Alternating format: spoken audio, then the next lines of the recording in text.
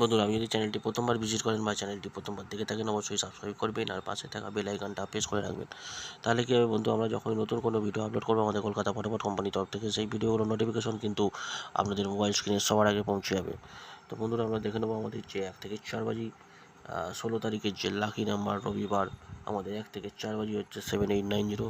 আর এখানে পাত্তি মেনশন করেছে, পাত্তিটা ফলো করে নেবেন, কারণ পাত্তি কিন্তু খুব আসছে। আপনারা আগের ভিডিওগুলো দেখে থাকলে অবশ্যই বুঝতে পারবেন।